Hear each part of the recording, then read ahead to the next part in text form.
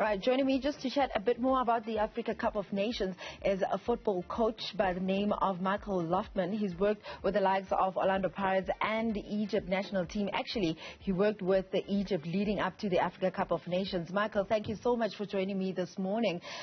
Just to chat about the Africa Cup of Nations, obviously the big names, some of the big names have been knocked out, and now the final four have been confirmed: Burkina Faso, Senegal, Cameroon, Egypt. Are there any surprises in terms of some of the teams that have made it through to the last four and those that have been knocked out? Yeah, I mean, some real crazy surprises there. Good morning to you and everybody.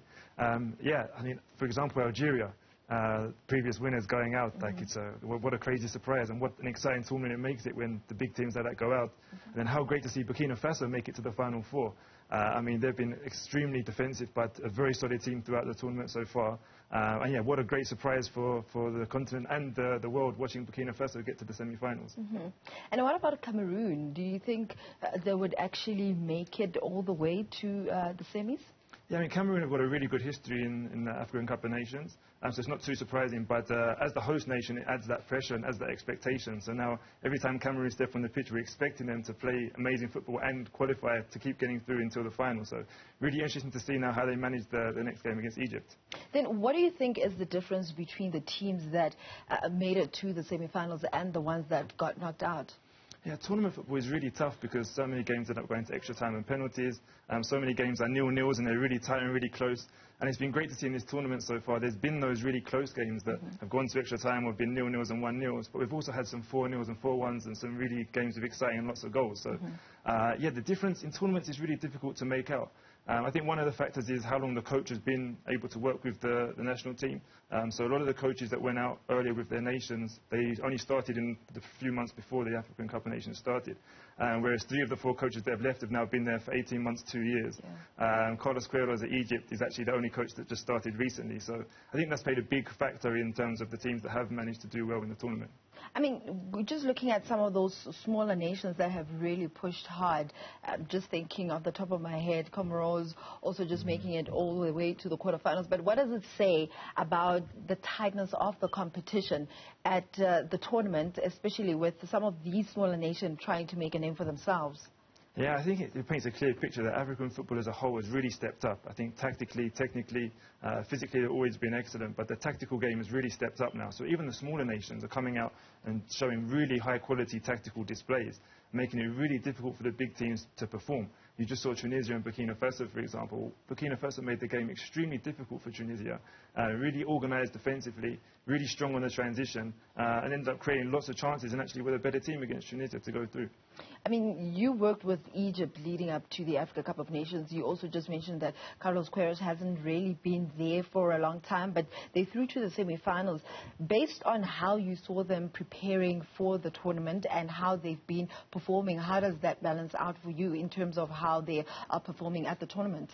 Yeah, I think Carlos only came in September when I joined with him also. I think the key is that his experience is huge. I mean, he's coached at Real Madrid, coached at Manchester United, been to the World Cup before as a coach, so his experience is huge for the Egyptian national team.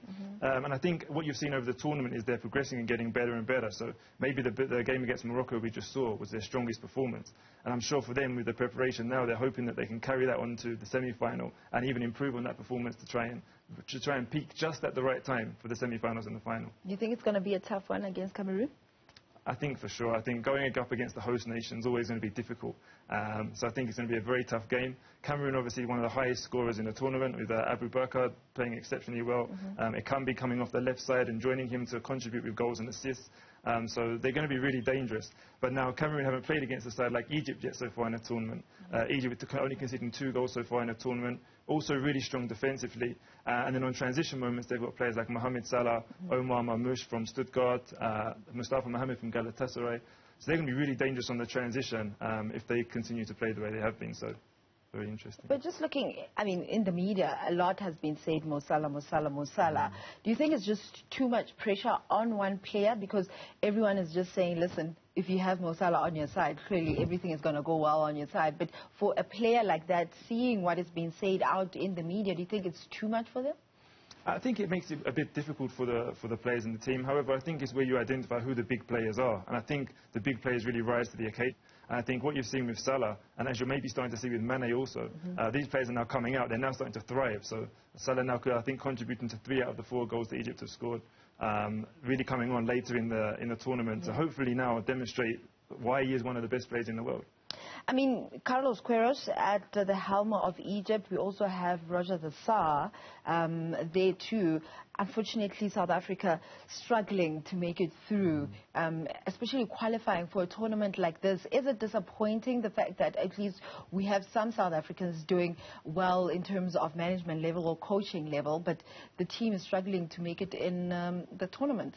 Yeah, of course. I think as someone living in South Africa, hoping to become a South African, I think yeah, it's very disappointing to not see Bafana in the African Cup of Nations. But I'm sure as time progresses, you're going to see Bafana step up and hopefully get to the big tournaments like this again and where they belong.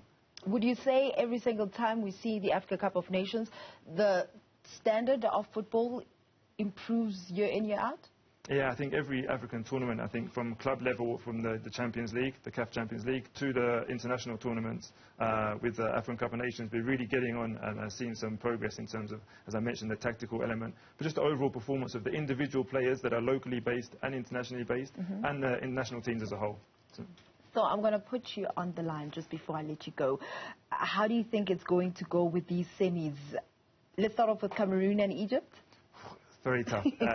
Egypt close to the heart, obviously. Cameroon as the host nation, very close. I have to go with Egypt. And in terms of Senegal and Burkina Faso? It's going to be very tough for Senegal. I expect a strong performance from Burkina Faso. But I think the individual quality Senegal have will be too much for Burkina Faso. Well, Michael, thank you very much for joining us in studio, just talking about those semi-finals that are coming up this week. I know that Burkina Faso and Senegal coming up tomorrow. It will be an interesting one to watch. We'll just have to wait and see how that one pans out.